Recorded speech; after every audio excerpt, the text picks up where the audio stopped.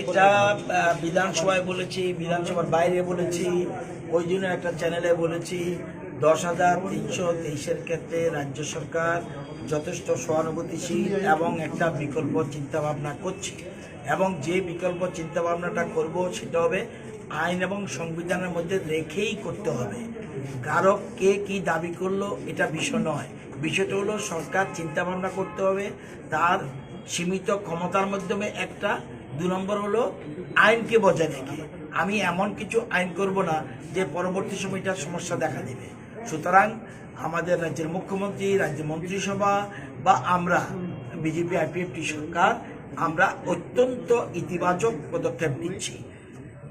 10,323 রকম দাবি করবে, সব দাবি আমরা পূরণ করতে পারবো না।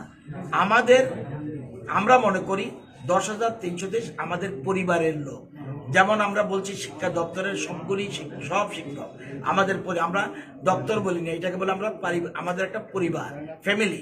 সেই ফ্যামিলির কিছু ঘটনা ঘটেছে সুপ্রিম কোর্ট, হাইকোর্ট থেকে, সেটাকে মাথায় রেখে যাতে আইন সংবিধান মেনে তাদের বিকল্প চিন্তাভাবনা হবেই, এর মধ্যে কোনো সন্দেহ নেই।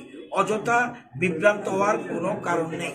যদি কেউ বিভ্রান্তি করে তাদেরকে বলবেন যদি কোনো লিখিত প্রস্তাব পাঠায়, সে বিরোধী দল হোক এবং যে কোনো মানুষ সেটা প্রস্তাব পাঠাতে পারে।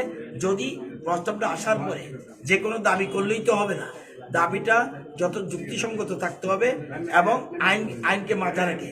কেউ বলবে যে সুপ্রিম কোর্টের অর্ডার মানি না, হাইকোর্টের অর্ডার মানি না, আমরা জানি না, আমাদেরকে শিক্ষকতা দিতে হবে, এই ধরনের দাবির মধ্যে আমি নেই। আমি সংবিধান মেনে আইন মেনে করতে হবে।